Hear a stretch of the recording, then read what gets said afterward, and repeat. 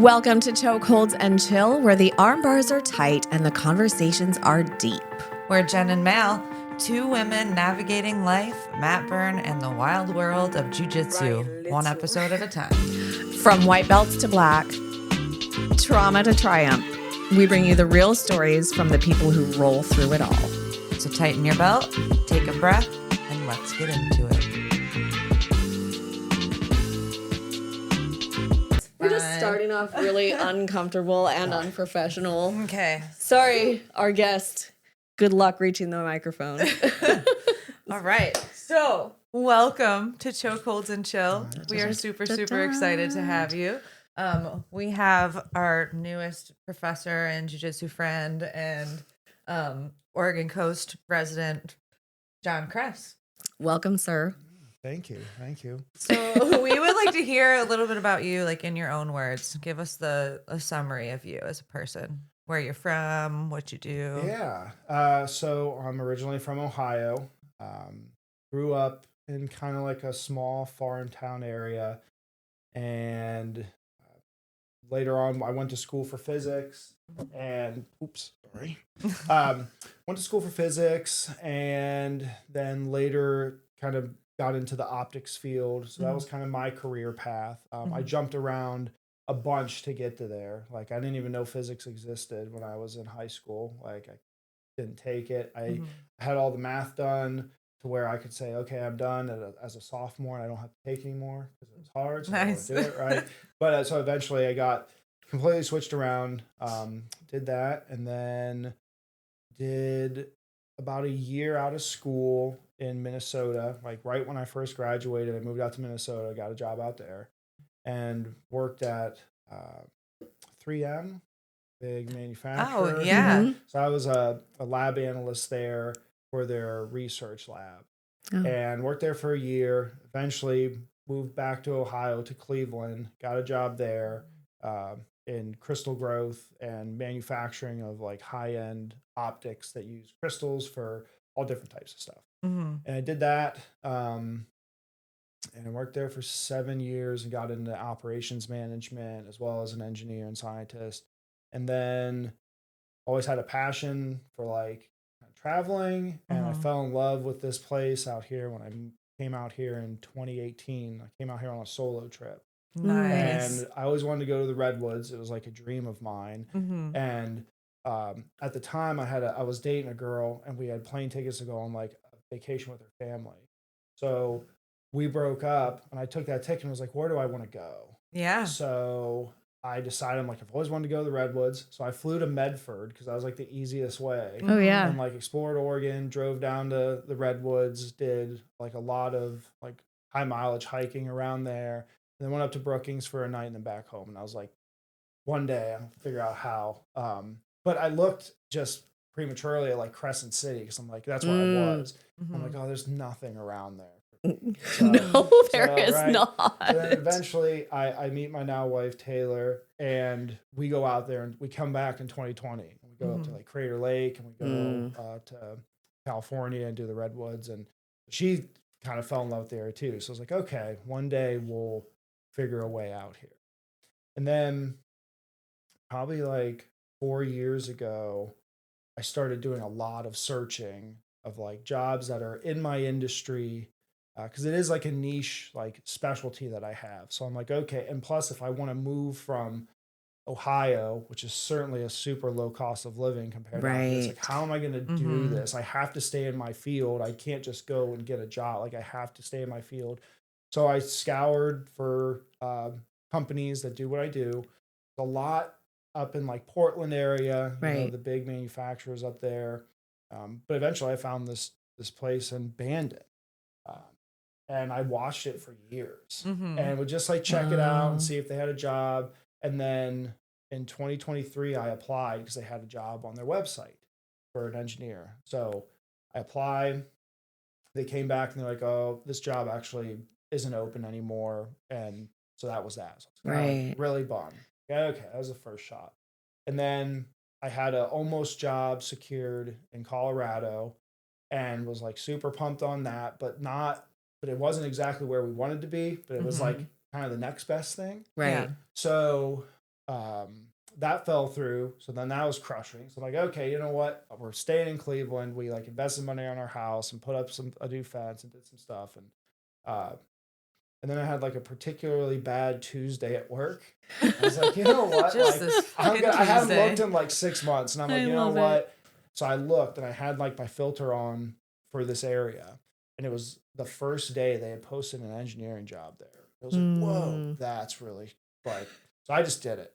And I told my wife a couple of days, I was like, oh yeah, I applied for this job. I'm like, I probably won't, it will not have it, but I just, maybe.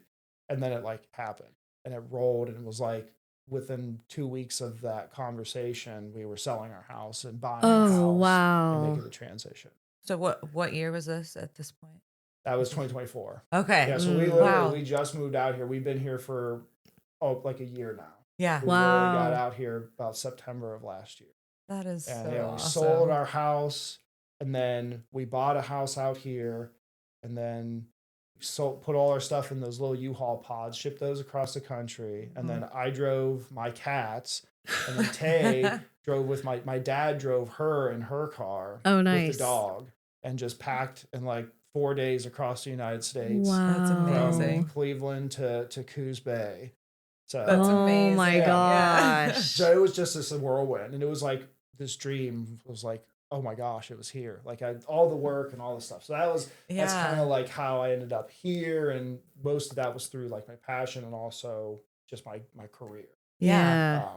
So that's kind of a little bit about me. I'm passionate about science and physics. Ideally, that's my bias. But like I'm really passionate about science, jiu-jitsu, and ever since I started training jiu-jitsu, I also been running and lifting and trying to balance all three of those things. So now I try to do a lot of long distance hiking, mountain climbs. You and your wife do a lot of adventuring. Yeah. Yeah, we do. We love to travel. We love to travel, backpack. So yeah, it's a big part of our life too. And I feel like that happened after like 2018. I just hadn't traveled for a long time in my 20s. I was in school. I had like a totally different life. And most of my time was just spent like either at home or at the gym doing jiu-jitsu. Yeah. So I didn't travel at all. So then when my life changed around that time, I did my solo travel and got bit by the bug. It was just like every few months, just like trying to go somewhere. And they were solo trips at first and then met Taylor. And then all of a sudden I have a partner and she's coming out and I'm dragging her.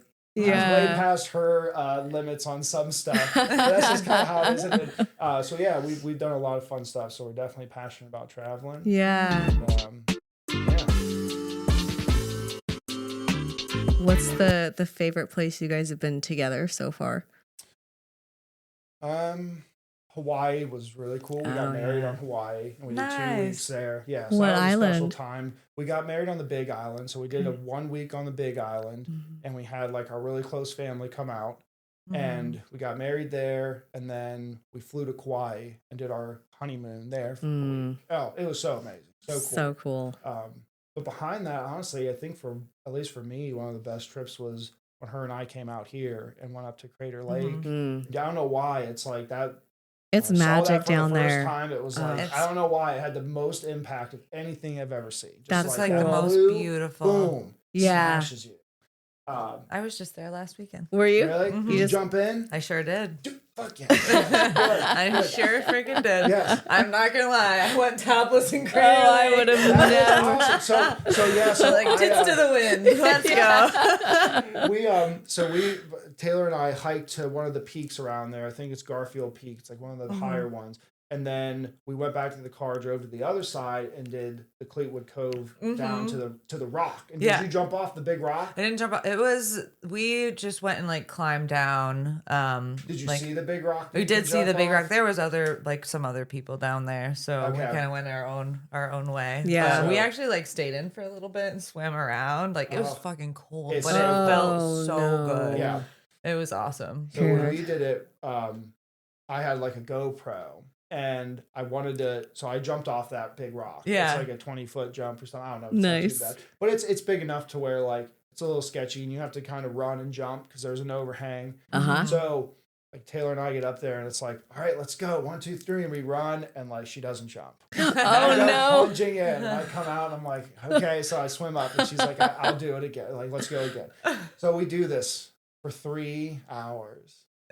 Just That 3 she hours. doesn't And jump she runs to the edge and then stops and like almost topples. I off. feel that girl. Oh my gosh. I feel just that girl. And she didn't want to leave because she's like, I know I'm gonna regret if I Not leave doing now, it. not doing this. But she's like, she just couldn't get over the barrier. Oh, So I can after relate. like 3 hours, and there's tons of people. People are like motivating her and like, they just be You like, well, can let them go. Yeah. Okay, let them go. Get them out of here. 3 hours later, it's the last one. We're like, okay, this is it. Like, we're either doing this or not. So I have my GoPro running. We run up to the edge, and she bails again. And I go into the water, and I come out, and I hear the crowd like screaming and cheering. And all of a sudden, here she comes, like flopping down with her arms out. Boom! Smashes into the water and comes up and is like cussing at me, and just like, and also like a lot of happiness and like, I fucking actually did the it. release of it. Wow. So yeah, that was like just a really, really cool, and I have it all on video. That's like, I so put it out of the water cool. And I just catch That's her perfect. like boom. So that was a cool. I think that was one of our like definitely best trips. That's so cool. rad. And Wow. we got to do the Redwoods that trip, and we got to climb Mount McLaughlin, which like kicked our butts. And we did it the first day we were here, and for some reason I'm like, this shouldn't be that hard. This is no big deal. It destroyed us. Like the next day we couldn't walk. Like, it was like, okay. So rewinding a little bit, would you say your like 15, 16-year-old self would be really surprised with where you are in life right now? Mm-hmm. Absolutely. Yeah. Yeah, I think mostly just because I didn't have a clear career path. I didn't know what I wanted to be. I still really don't know. But like, I certainly had no idea of the depth of things that there are out there that you can do. Like I still don't know. Right? Yeah. You still can't comprehend it. But like, so no, I had no idea. I kind of just thought I was gonna train jiu-jitsu and ride my dirt bike and like, live that life forever. And in a way, I kind of still do that now. I just support myself to go do those do those things. Yeah. So when did you start jiu-jitsu, and how did that journey begin and progress? So jiu-jitsu started around 16, like actually like formally going to classes and learning. So when I was 12, I lived in like a not bigger city, but like a richer township area. And my dad wanted to like get me out of this place where like, drugs or something could be bad here. So get him down to the country. Which, no, that's actually not. That's the opposite. But anyways, so we know that, us right? this, like, Country boys got to do shit. So we built a house in the country with some acreage, and my neighbor at this time, I was racing BMX, so I was very used to like riding my bike and all this. And my neighbors were 2 kids. One kid was 2 years younger than me. The other one was 2 years older than me. And they rode bikes and they had dirt bikes. So like we instantly became friends and rode dirt bikes together. So I make these 2 really close friends right off the bat. And then eventually like the older brother wrestled. And he had a bunch of his friends that were all kind of wrestlers and tough dudes and like football team guys. And, so we would have these like get-togethers where everybody would come hang out. And I, of course, I'm the youngest. Like I'm 2 years younger than all of these kids, right? So I'm like the punching bag. Were you like a scrawny kid? Yes. Yeah. I was very like, I was lanky and just like, So these guys would come over, and the UFC was like starting to become big. So we started doing like, we'd start fighting. Like we literally just fight. So it wouldn't be like you would take each other down, but you wouldn't punch each other while you're standing up, but you could punch to the body when you were on the ground. Okay. So this is kind of how it got started. We would do this, and then it formed into like grappling and wrestling, and like, it was kind of like that. And I was always getting the worst of it, right? Yeah. And then when the guys would all get together, like if it was just me and my 2 neighbors, it was super chill.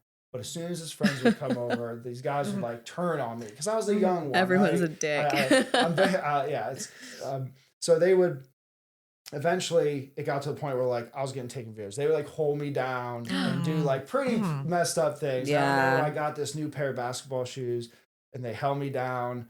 And then one of them went and put mustard and Italian dressing inside the shoes.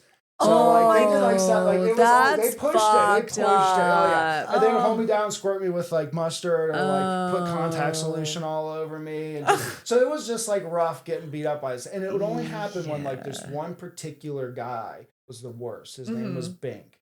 And his name was Angelo, but we called him Bink. Bink. Sounds like a cat's name. Yeah, he is a fuck. But I he what a made piece me who of I am. shit. I still like I know the guy and I like him.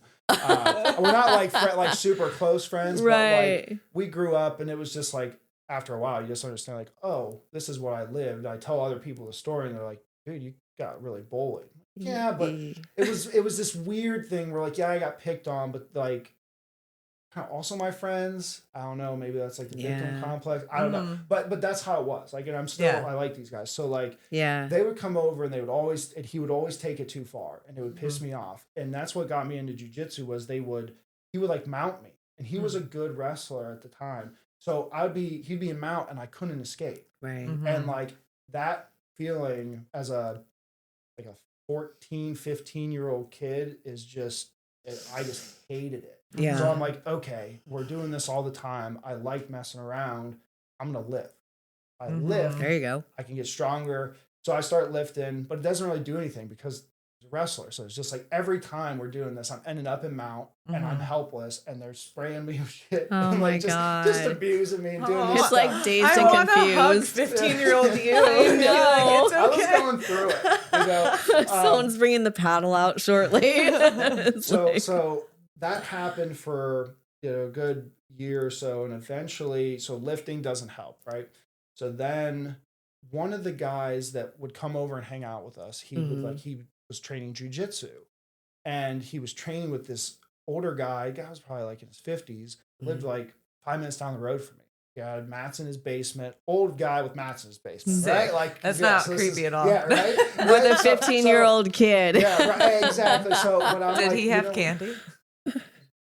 Fruit snacks. No, he was actually it was a pretty cool, we called it the dungeon. He actually had a pretty legit setup. Yeah, and I went over like not knowing that and go down like, oh, he's got like mats on the walls, he's got mats on his floor, he's got all the pictures around with all his like that's cool. That is cool. People, competitions, all the people he's coached. So it's like that's sweet. Okay, this is legit. So I start training there, and within a month between doing that and also like I was watching the UFC a lot. And there was this video where they used to do like I want to say like it was like a halftime show, and they'd go to a thing where somebody would teach a jiu-jitsu move or something like that. So I remember they were training like when somebody's on top of you like trying to punch down, you would go to like single leg X and then go for an outside heel hook. So you like reap the knee. So Nice. like that was one of my like month in I'm learning that. I love this. So we have this time where all the friends are over again. We're all roughhousing. This guy's on top of me. And I finally was able to like buck him off, end in that position. Beautiful. And then I just rip it. Hell and yes. his ankle, his knee, just do. I feel it pop. He like yelps, taps out. And he got up, he put his shoes on, he limped out the door, and he went home. That's why you guys are friends. I was like, and that was when I was like, this is it. This is I'll do this forever. Because it was this thing that gave me like finally gave me power to like, oh, yes, I can escape. Yeah. So I think that was the biggest thing for jiu-jitsu is once you're ever put in a position like that where you can escape and how hopeless you feel and like living with that was unacceptable. It was like I have to figure out how to get over that. Yeah. And that was it. So I start training with his name was Dave Miller. He was a purple belt at the time. He had we call it the world's most dangerous basement. We had like a few guys there. It's like rusty nails and stuff. Yeah. No. In the ceiling there were, but not on the mats. Thank goodness. Yeah. But we had a couple guys there, a couple blue belts. Nice. And then an occasional purple belt would come in. And then he was semi-affiliated with, like, if you drove 45 minutes to the bigger town, that we were close to, there was another academy there. So after training with Dave in his basement for a while, he brought me up to this place called East Coast Martial Arts. He brings me up there, and it's a big school. So they have like a big academy, but big at that time was the teacher was still a blue belt. Oh. Right? Still a purple belt. There wasn't this depth. There were no black belts. What year is this? This would have been 2006. Okay. 2005, 2006. Yeah. So a lot of people, like a lot of white belts, but literally getting taught by a blue belt. Right. So I trained at both of these schools. I would train with Dave on the weekends, and I'd train up there, and I was just bit by the bug. So I was training like every single day almost. And the owner of that academy, East Coast, it wasn't just jiu-jitsu, it was karate too, and Muay Thai, so, and MMA and everything. So I eventually started training MMA. Did about 5 years of just strictly Muay Thai with doing jiu-jitsu and all that too. And that was just an awesome place to train. The owner, who's passed, was just an amazing guy, and like gave me a lot of just life advice and helped me like when I couldn't afford to train, and like giving me a place, and like so I actually almost fought at one time. Like I was gonna fight when I was 18, but I got in trouble and I was still living at home, so it kind of fell through, which I'm not necessarily bad about, because the trajectory ended where I wanted. But yeah, so I just always kept training jiu-jitsu, trained at East Coast, and we went under multiple black belts. So like eventually we got a black belt at the school, and he was out of somewhere out, I can't even remember, like California, but he would come over every once in a while to Ohio for some reason. So then we were under him for a while. So I got my blue belt from Dave. I got my purple belt from Dave. Okay. And then eventually the school was under Charles Allen, who was this guy.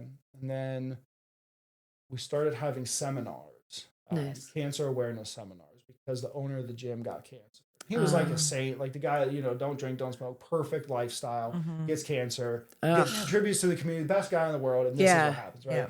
So he's fighting through cancer. I mean, he would roll with like a port in his chest. It was motivating. Wow.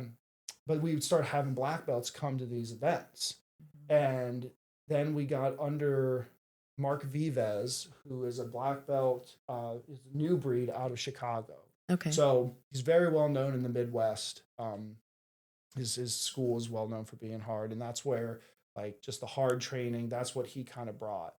And then I trained there until the end of 2016. Okay. I was a purple belt for the majority of that time. So I like got my blue belt really fast, and then I got my purple belt really fast. Then I was at purple for like almost 8 years. Okay. So train there with them. And we have a really good smaller group of like really good guys that are all about my size. Oh, that's lucky. So we all kind of came up through the ranks together. And in at the end of 2016 is when I graduated school and went to Minnesota. So I leave that school, and one of my training partners, Shannon White, at that point, he broke off from that school too. And then he started his own academy. He was still under Mark, but he started his own academy. So then I move out to Minnesota. I train at Trek Mat in Minneapolis. And like my first day, I go in, and like it's always interesting going into a new jiu-jitsu school. Like you don't necessarily know what you're gonna get. Right. But for me, it's always been like, okay, I gotta I'm good. I got to show that I'm good, right? I don't want to show up and be a chump. Right. So I show up, and I'm kind of like, sizing people up in the locker room. And there's this guy, and I'm like, gosh, he looks like he's from Brazil. He looks like I'm a little intimidated. Okay. So we go out on the mat, and he starts talking, and he does very broken English. He is from Brazil, and it was his first day there coaching. Oh, so wow. This gym was a Checkmat affiliate. Also did like cage fighting, all types of that. But it had this guy Mauricio Cara, and he was from Sao Paulo, Brazil, and trained down there and got his black belt. I think he moved up to California eventually on like a competition visa. Okay. And trained and got his black belt under Leo Vieira. Okay. So then he gets moved to Minnesota to get for a training opportunity to run the school. So that's his first day and it's my first day. Wow. So it was just really, really cool because then, like, when he came out to the mat, he was coaching. I'm like, okay, all right, good. That's awesome. That's the coach. Okay, sweet. Yeah. And he was amazing. Like, up until that point, I have never felt like somebody like that. Like when I'm rolling, I've never felt his pressure, like somebody's pressure like that before, where it's like, gosh, he's just like, like moving right behind my guard and just like crushing me. Like I didn't know he wasn't much bigger than me. Like at that time I was probably 175. He's probably 200, but still. Like, I was like, so I learned from him. I trained out there for a year. At purple belt. Okay. Yep. So at the end of that, I just was when I was moving back to Ohio, and he promoted me to brown belt. So it was awesome because like him and I, like, it was just really, really cool. So I get my brown belt, I move back to Ohio, and I start training with Shannon, who was the guy who broke off from that original school. Okay. So most of our really tight group that we all trained with and came up through the ranks followed him. So he's got a gym, and then I started training there. And we trained from, would have been in like 2018 till I came out here. Wow. So, and which was always really cool because Shannon was somebody who, he was a wrestler, like a college wrestler. Okay. He came in and started jiu-jitsu. I was a blue belt. So he was a white belt, and he came in, like, I remember rolling with him the first time, and I was really annoyed because I'm like, how is he? He's just a wrestler. How is he already kind of like this good? Yeah. And he was the best competition. And then he brought people that he knew in that were really good competition too. But me and him were like neck and neck for a while. And then I got injured. I hurt my back and was out for a little while and came back, and like he had just gone. Man. So it was like, at that time, it wasn't like I was happy about it, but also it was kind of like, man, like there went my competition. He's on a different level. And now, but what was funny was one of the old black belts I trained with, he knew Shannon and I, and he told me one day, he was like, if you want to get good, he's like, just go with him, like just ride with him.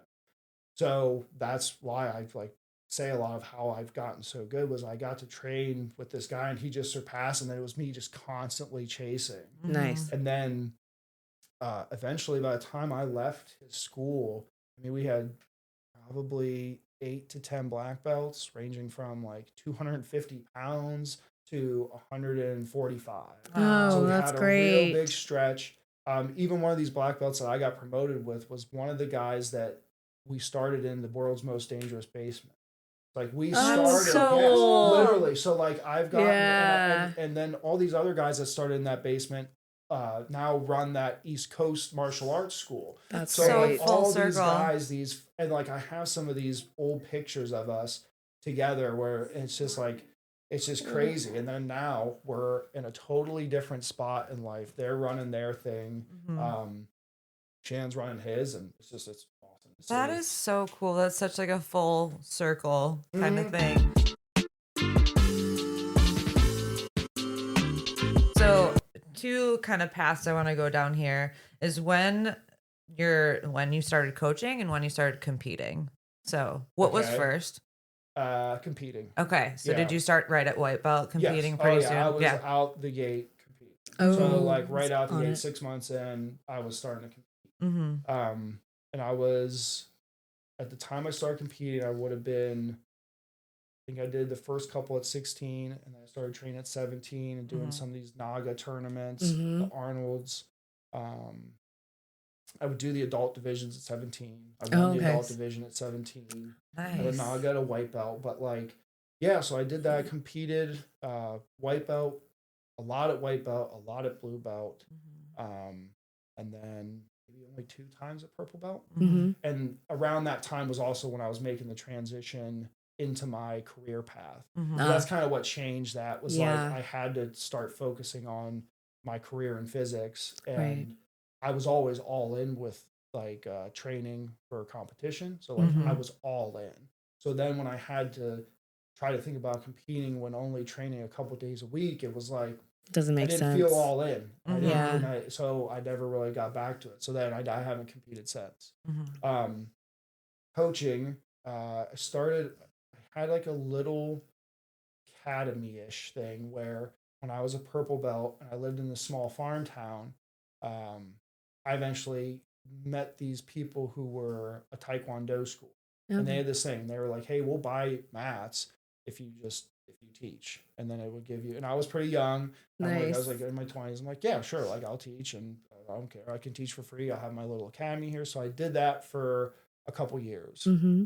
And then eventually fizzled out and started in my school and just focused on that. But that was really cool. So that was my first time, and that was as a purple belt, as a youngish 20-year-old coaching people. And then just throughout the years training with Shannon, like we have our formal classes, but we also have open mats and things like that. So I would always find myself, even from like a young age, like I was always trying to teach people because if I was beating somebody, I would like to know for them to know why. Right. So it was always kind of like in me just to instinctually teach people. A lot of my friends growing up were wrestlers. So I got to train with them. They got to teach me takedowns, and then I would teach them all the jiu-jitsu. Nice. So it was always this thing, teaching people. And then really I would handle some of the classes for Shannon. So if Shannon was out of town or he was busy or something, I could handle teaching the classes. And then it really wasn't as big of a thing as until I came out here to have this opportunity, which has been probably the biggest, like I would actually say, coaching opportunity that I've ever had. I love that. Like, doing it. So yeah, it's super sweet. Yeah. So when you moved out, like, was this something that you looked for when you moved out here? Like, no. Were you looking for jiu-jitsu somewhere? I accepted it as a sacrifice. I was like, this is what we're doing. I had no idea. So like after like it was like banned and okay. And we made the decision. I started looking and I'm like, oh, shit, there's not a lot. And then it hit me because I'm like, oh, Coos Bay is the biggest city on the coast. Yeah. Right? So it should have plenty, right? And it's like, oh, no, there's like nothing, right? So I'm like, okay, well, there's just one place. And then there was another place in like Myrtle Point or something. So I just kind of scour the websites, look at reviews, kind of look at the websites. Like, okay, obviously I'm like, I made my choice based on that. Called David. I was like, hey, like, you know, I'm wanting to train and I'm a black belt from Ohio. And he was like, oh, just come in whenever. And yeah, that's how that happened. Was the first day that you came in an open mat? I think I was there that first day. So like, nice. And I rolled with you and I was like, who's this fucking guy? Because we did like a 5-minute round and you were just like, oh, we can keep going. And I was like dying. And I was like, I can't say. We did. I do. I was like, I can't say no. Like, this guy's awesome. So we ended up rolling for like 8 or 9 minutes and I was dying. That's amazing. The whole time. That's so great. But it was super exciting to have you there because you're obviously like super fun to train with. And like, I love your coaching style. Do you feel like your coach that you had for that really long span, do you feel like his coaching style, you emulate that at all or it influenced how you teach? I think the biggest influence as a coach would have been Shannon. Okay. Growing up, like Steve Hyman, who was the owner of East Coast, he was a super nice guy and very disciplined and dedicated. His approach was different than Shannon's. And I feel like Shannon's and I are just I'm naturally more like that, where he's like, grew up in a wrestling room. Okay. So the coaching was always a little bit more like everything was intense. Yeah. And every class it was like, you know, him making sure like you're there on time. We're starting. Doesn't matter. Yeah. It could be your first class. Well, guess what? We're doing comp training. Like, welcome. Sorry, this is it. So he kind of reminded me of like a Gordon Ramsay in a way. Like just very passionate, but very like stern on his way of doing it. Yeah. Very intense, and it was notoriously a hard school. Like it was we trained extremely hard. It was hard to get belts. That was from Mark Vivas too. So like those guys were very like, there's a reason why I was a purple belt for almost 8 years and a brown belt for 6 years. Like it just took Yeah. That was the credential for them. It was like, Yeah. So I always really liked that style. And I think that's kind of what happened when Shannon broke off from East Coast, was because he had that style, Mark had that style, and not all places necessarily want their whole structure to be that level of intensity. And there's differences in those type of schools. And that was one of the main contributors. And that's kind of where I fall. Is like, I really like to work hard. I like to push people. I like to leave sore and tired. And I want to, that's what I can bring, because I've lived in that for almost my whole career with these guys I've trained with. So like, if there's something I can bring other than technique, it's the pressure, it's the energy. It's like that intensity. It's Your definitely my favorite way to teach. Like I want the class to be like, I can't participate in any of this class because I won't be able to speak, telling you guys, keep it going, work a little harder, fix this. Nope. One more time. Like, I like it. I think it's great. It's a lot of fun. I might complain, but that's because I'm old. Like, so how would you like describe your teaching style? Somebody who's never like trained with you before. I try to be, when I do my explanation, I don't just try to like focus just on the technique. I try to involve my tactics too. So like, you'll probably notice, like, when I'm talking about things, it's not just like, this is what you do. There's reasons why you do things. There's like a tactic behind everything. So teaching the tactics on top of the technique is something I really like to do. And I think trying to provide all the reasonings of why you do certain things. So trying to really get into the explanation of, well, you do this. Well, you do this because it's this person's natural reaction to do this. Right. So like, just understanding that, and then trying to teach the chain of events that happen. So instead of like isolated techniques, how these techniques blend together when you're actually fighting somebody. And that's what I try to do when I'm teaching, is I try to teach these little techniques, and then week by week start showing how they go together. And then within, a year or so, people understand those basic techniques, and they know how to flow from one position to another using them, instead of just having the technique. So that's definitely something I try to think of, is chaining everything together, adding in the tactics portion, along with the technique. And then I also think that I like a lot of intensity. I like to make sure that everyone is tired when they're training, because we should be. It's mission accomplished. Because I've been in scenarios, like I've been in fights, and I've been in competition, so I know what it's like when you get gassed. And if you have to learn how to fight when you're gassed. And if you live in those moments, every training session, you become so much better at jiu-jitsu, because you've gotten good at it when you're really tired. So that's another thing that you've noticed. I try to keep the intensity up. I don't necessarily do, like, I do warm up sometimes, but I also like warming up. I do like warming up. I normally do it through like jiu-jitsu flow rolls, rounds, things like that. So that's kind of my teaching style, is have intensity, go through these motions, try to tie them together, teach tactics, and then ensure that there is enough time at the end of the class to make sure we all spar. Apply what we did today. You got like, I'm a big sparring guy.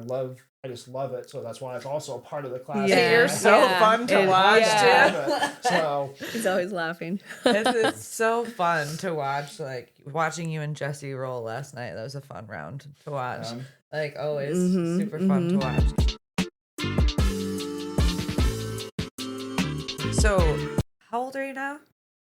35. Okay, so you've nearly been training for 20 years. I'm like 19. Yeah, okay. That's pretty crazy. So what would you say, like, over the past 20 years, what has jiu-jitsu like given you? Like, how has it like made you evolve as a person? And I think it's pretty much given me everything, because it started at such a young like it's such when I was so young. It happened at such a crucial part in my life. You know, I'm 15, 16 years old. Yeah. So it gave me that power at first to feel like, oh, I can defend myself. And then it's just guided me through everything because I can boil anything down to jujitsu. It's the same kind of idea, like physics. Like I think I like physics because it's a fundamental understanding of how things work. And that's if you understand jujitsu at the fundamental level, you understand those things and you can kind of understand why everything happens. And I can parallel things that happen in jiu-jitsu into physics and into life, right? Yeah. So I think it's just done wonders for me there. And at that young age, I was a very wild kid. Like I was not certainly not as calm and collected and mature as I am today. So I think it really helped guide me, keep me out of trouble and out of going down the wrong kind of path in life. It gave me a way to like get whatever.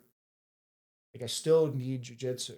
Like, and when I don't have it, I feel different as a person. Yep. And that it feels like it's like it's toxicity that builds up inside you, and then when you train, you're able to get it out. Yeah. And that I noticed right from a young age because I was like, I don't know if I was an angry kid or what, but like it just helped me regulate everything.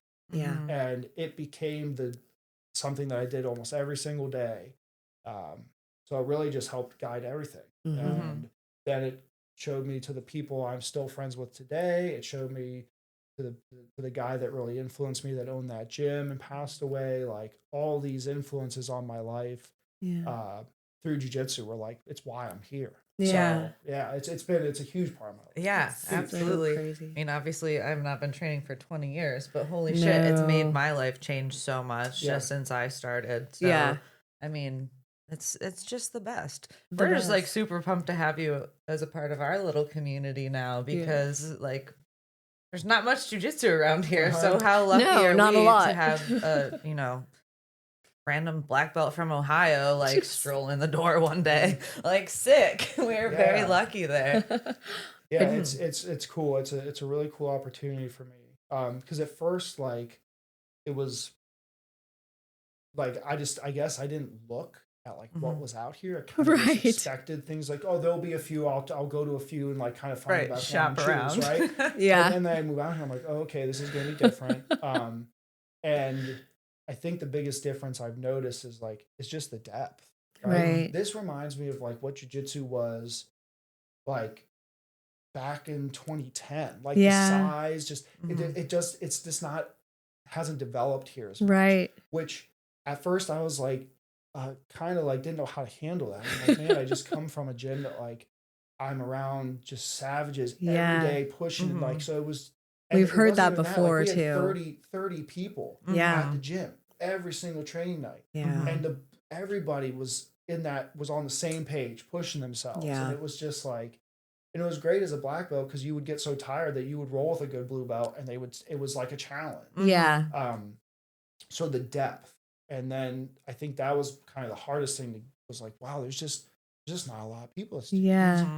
But then I started coaching and like I found a renewed, I guess, passion of like, wow, it's kind of like my opportunity to give back to the community where I've spent literally almost my whole career very selfishly oriented on me getting better. But I also say that like me getting better was making everybody else better around me too. But like that's what it was. It was me going to classes, learning to get better so I could be better. Yeah. And now with helping coach and like watching the growth of others, it's super rewarding.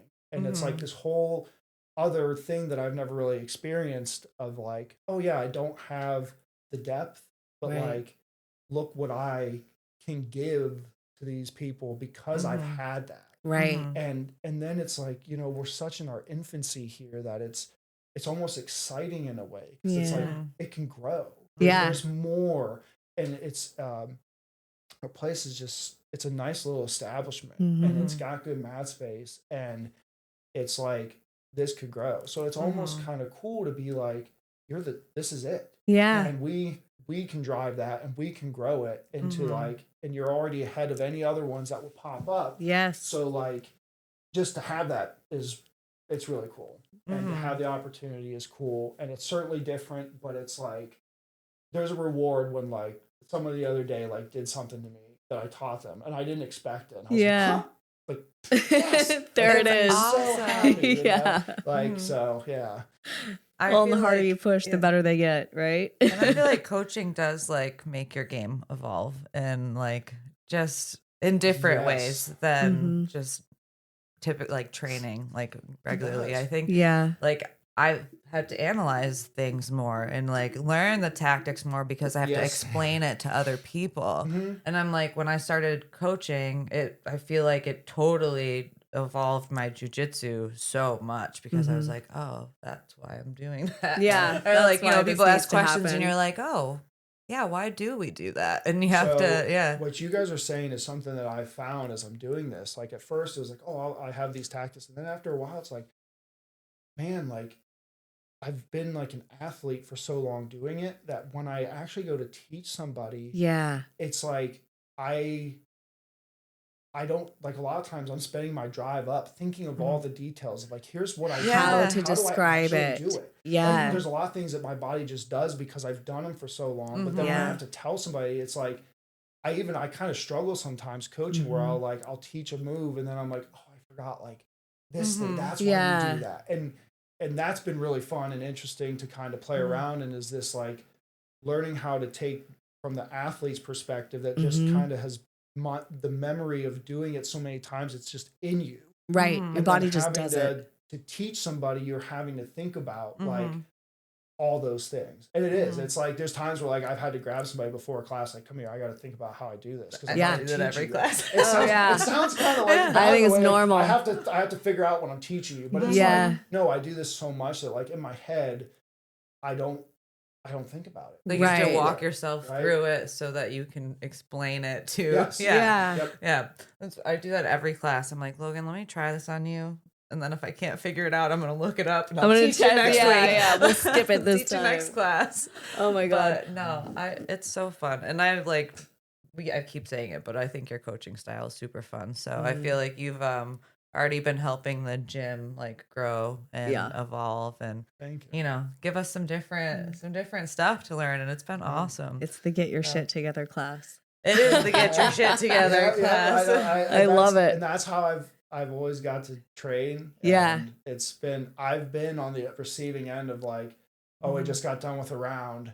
It's like, 30 seconds and someone's yelling at you, get apart. Go. Yeah.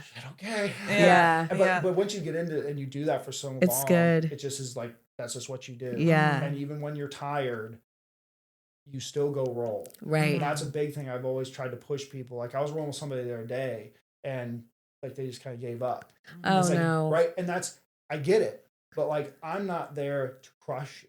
Like I have you in a bad position. I can feel you're giving up. Yeah. So like, you should know that as a black belt, I'm not going to kill you. I'm going to give you some space, let you work in, and keep doing that. And that's even like when I used to train and I'd be really tired. I'd grab like a lower belt. I would still go out and train, even though like, I don't want to roll. I need a break. I need an off round. Yeah. No, I would still go do it. Still do it. And then I also had this thing of like, it doesn't matter how tired you are. If somebody asks you to roll, you roll. There's those are things I just burned into my brain. Like, unless I'm like injured and I'm just there to like flow and just do a class. Yeah. It's just, you never say no. And even if, and I try to tell people too, like if there's a match where you're like, I'm so tired, don't grab it when someone comes up and says, hey, you want to roll? Say, yeah, but we just flow. Yeah. I'm really tired. Just to keep your body moving and learn how to live in that tired, miserable time. That's how you get really good. Yeah. Do you want to talk about your pets? Oh, yeah. Your pets are very important. How have we made it this far and not talked about the animals? I've been so patient, me and my ADHD over here, and I remember. Nice. Because the only time we mentioned the pets was when you talked about your move. Yes, and but I was so intrigued. But we do need to discuss. So yes, tell us. My pets. Tell us. They're your children. They're my children, absolutely. So I got 3. So we got Rutherford, the Savannah cat. Oh my God, I didn't realize he was an so actual he's a Savannah cat. Fermi is just an orange puffball rescue boy. And then Vera is the dog. Oh my God. So I got Rue. He's almost 8 years old now. Oh my I got God. him. So I always wanted a Savannah cat. They're amazing. I wanted one since I was really young. I loved cats. So I had this thing. I was always going to get a Savannah cat. So I was married previously. Okay. And we had some cats. They weren't mine, but like they were hers. It was like, well, I was never going to get one because it would hurt the other cats or something. So I just had this dream of I always have one. This is why you guys don't. This is the dream. I feel like it's gonna happen one day, but I'm not allowed to have one. Okay, so this doesn't work. That doesn't work. Right? So then that's when I was graduating college. I moved out to Minnesota. I dated a girl out there that I knew. So that's what got me out there. And then we moved back to Ohio, and I'm finally at the point where I get a good job. I get my first credit card, right? At 27 years old. I get my first credit card. I know this lived story. off of my debit and just off of cash. I did it. So I got this credit card, moved back, and I'm like, I'm going to get a Savannah. I'm so excited right now. And the girl's like, no. You're like, I'm maxing my card out. She's like, no, you can't get one. Okay, you guys are going to judge me. I don't know shit. What's a Savannah cat? A Savannah cat is a hybrid exotic cat that is... it's mixed with an African serval. So an African serval is probably like a 50 pound cat, super lanky, cheetah spotted, big ears with the things on top. Wow, I gotta Google this. They live on African savannas. Okay. So a Savannah cat is that bred with a domestic cat. And then there's generations of if it was a Savannah cat with a domestic, or if it was a 50% Savannah that made the baby. There's different ratings. So he's an F3. So he's 12.5 to 15%. Okay. And then an F2 is even more. And then an F1 is the direct descendant of one of those. Okay. How tall does he sit? He doesn't. So he's a little taller. Oh, he's a little taller. He's super lanky. He's about 15 pounds. So he didn't. He's really like get normal super cat. big, but if you look at him, you notice he's super lanky. Yeah, so his tall. ears too. Yeah, the ears, the spots. He's so I feel cool. very educated right now. I'm not a cat person. I just want to so pet him and be in his presence. He's very royal. Cool, so I wanted this cat, and it was she's like, no, well then if you're gonna get it, you can't live here. So bye. I got an apartment by myself. I bought an apartment by myself. I go and get Rutherford. His name's Rutherford, but I call him Ruru. Okay. And so I pick up Ruru on the first night. And Sounds like a distinguished gentleman. He really is. Rutherford. Well, all my animals are named after famous physicists. So Rutherford, Fermi, so beautiful. So, but I pick him up the first night, and it's my first night in the apartment. This all happened very fast. Wow. So I got an apartment within a few days. So I'm like, I'm getting this cat. This sounds like my kid. I'm gonna get an apartment. So I get Ruru, and we go back to the apartment, and I slept on the ground. I didn't have a bed. I had a sleeping bag and a pillow. And but you got the cat. Me and this dude went through the fire together. And we lived in this place. And eventually, like I said, me and her wake up, and then I met Taylor. And she starts coming up, and she loves cats. She loves Ruru. Nice. We started dating, and then a few months later, for Ruru's second birthday, we rescued Fermi. Oh my God. Which for Ruru's birthday. It was for he needs a brother. Because I would walk him. He can walk. And I would have to do it every day because he had so much energy. And he was a terrible kitten. He was terrible. Absolutely terrible. If I knew now, I probably would have got him another animal sooner. Because we brought him little Fermi, and they instantly were we didn't know. We're like, how's this going to go? Right. Sometimes when you introduce cats, they're supposed to be introduced very slowly. Honestly, we brought him home, and we let him out of the box. And Ruru wasn't scared. Walked right up to him, sniffed him, and then instant brother. He would clean him. Oh my God! It was unbelievable. So they're so bonded cute. at the hip. So Fermi comes into our life. It's amazing. I love this. That. Yeah. And then this is a love story for the ages. Yeah. It really is. We rolled with those two for a while, and then back in I guess it would have been December of 23, we got Vera. And I didn't want a dog because I didn't want the responsibility. I don't like responsibility at all. Cats are perfect. Like, you can bail on them for a week, give them the stuff, have somebody check in on them. The dog is like another level. Yes. And I didn't want to do it. And Taylor was really pushing to get a dog, and she showed me this dog that was online. It was like an Australian Shepherd. Oh. She's like, oh, and it was like a Wednesday. I'm like, well, we'll go this weekend, right, and look. So I'm like, okay, I'll give her. It'll be gone. It'll be gone, right? It'll be gone. So like, and it was. So I'm like, okay, but then we're walking around, and there was no dogs there there was not there's like a whole lot, right? So we left, and she was like bummed, and she's like, oh, okay, whatever, it wasn't meant to be. And then like I was like, just drove to the next place. She didn't even realize. She's like, where are you going? So I, for some reason, had this like, I don't know what it was, but it was something. And we go to this place, and we find a dog, and we take it home that night. That's awesome. And, I love this. And now I'm a dog dad from that day on. And I brought her home, and like 2 days later, I'm like, like I completely ruined my life. The cats were like, it took them a while to get the transition. Like Ruru, the Savannah, isn't scared of anything. So the dog, like, he just holds his ground, and the dog learned real quick, like, oh, like, he's don't mess with him. I'm not in the charge. Other cat just runs. So right off the bat, Ruru and the dog get along. It's not a big thing. She's a puppy, so she pushes the boundaries, but Ruru doesn't like hide all the day. Yeah. He would. So it was sad. It's breaking my heart.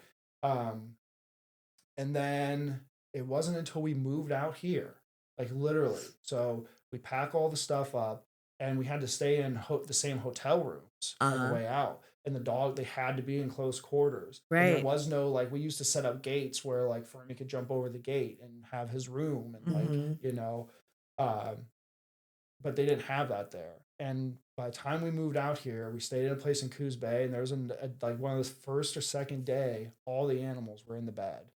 Oh. And it was like, wow, this is really crazy. And then we move into our house abandoned, and like, they're just chill. And she doesn't chase him, and he doesn't run. And it's like they bonded through the trauma of moving across the trauma of moving. They're like, what are the parents doing? This is like, it's like a neutral space. They're like, I guess we moved in here together. So we can't be territorial. Yep. And they're all best of friends now. Amazing. The dog has been amazing. Like, we get to go hiking or run with her, take her to the beach. That's it's been cool. very fulfilling. I'm now like, okay, I get it. Like, I take her to doggy daycare, and it's like, it's really peaceful in here. Yeah. Too peaceful. Like, you almost like, where's the dog? Yeah. I don't know. So definitely, nice. Definitely falling for the dog. And I don't necessarily want any more animals now. We got this like perfect little group. Yeah. I do feel like sometimes maybe Vera needs like the equivalent of a Fermi for Vera, you know. But how old is your dog now? She is 2. Oh, okay. Yeah. Oh, Mallory's got a dog for you. Oh yeah. Yeah, our dogs should just get together. They're like the same age. We've been introducing her to like other dogs a lot more, because she wasn't aggressive. She was just like had anxiety when she would meet dogs, and depending on like if she was on the leash and there's tension, it would turn into aggression. Yeah. Not like she would attack, but you could tell it was like, why are they holding me back? Yeah. And eventually, now that we have her going to doggy daycare, we have like weekly visits with our neighbor, and they walk together. And she's like, it's completely better. I love to take my dog to the beach in Bandon, so I'll just let you know next time. Oh, after, yeah, absolutely. We go down there all the time. Yeah, it's perfect. We got to chuck it, and we just chuck that thing. And Luca is let him so run. bad. He just runs after it, and then he's like, "Okay, found it." And then he leaves it there and runs back. Like, the worst. Like, you gotta bring it back. Oh, Vera's like she's like a machine. She is like a machine dog. Like so German funny. Shepherd pit bull. Oh, just, it's great. Built for just running and splashing into the They're water. the best. Yeah. They're the best. Oh my god. We have to wrap up. I know. Bit. So we Everybody's got training. Yeah, I know. This hour has gone by really fast. I know. But we like to wrap up with some rapid fire questions. Okay. So if you're down for that. All right. So let's do it. Some will be jiu-jitsu, some not. Okay. But all right. So gi or no gi? Gi. Why? I think I like to do both. I do Mm-hmm. both. I think gi a little more because I just really like the grips and all Mm-hmm. the different things that you can do that you can't really do in no gi. Yeah. That's really why. It's Yeah. just I love learning the grips and things Mm-hmm. like that. But Extra. I do both. I love both. They're Mhm. probably pretty close to one another, but I'm Yeah. definitely probably more of a gi. Yeah. What was the first submission that you like learned that you felt like you mastered first? It's a scarf hold Americana. Yeah. So like if you know the scarf hold, like the head and arm with your Mhm. grabbing your leg and then you push their Yeah. arm down and catch Uh-huh. it like that. Yeah. That was like my main move. I submitted That's awesome. Adults with that as a 17-year-old. Like I Damn. submitted Golden. several, like in the same tournament. Like I would just pass the guard, go right to it, and then boom, push it down. Yeah. Nice. And it was amazing. That's so awesome. That was actually my first legit one that I was able to do. That's awesome. I love What's it. your go-to submission now?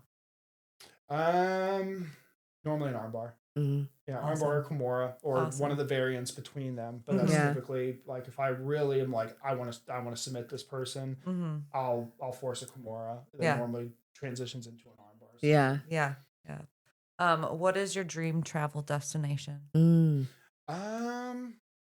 Really, I think it's going to change throughout life, but right now Australia. Okay. Nice. That's been on the list. Australia or Switzerland are the two we've been debating, and now that we live on the West Coast, it's like okay, Add Australia's New much Zealand. closer. So Add New Zealand to that too. Yeah. Oh, New yes, Zealand's New great. Zealand. Well, yeah, There's it's You all need in a lot Australia, of just go time. there. Right? Yeah. They have that little kiwi bird thing. Yes. Yeah. Yeah. Are you a fan of Lord of the Rings? Yes. Oh, you got to That's go. where- Yeah, because that's where it was filmed. filmed. They have like the Yeah. little The Hobbit Remarkables. houses there. No, Yeah. I literally mountains, like too. cried when I went there. Oh, you've been there? Oh, I've been there. I okay. literally have a picture in front of Bilbo Baggins' house. Like Oh, I'm how fucking freaking like cool. such a nerd. It was the best. It was the Nice. best ever.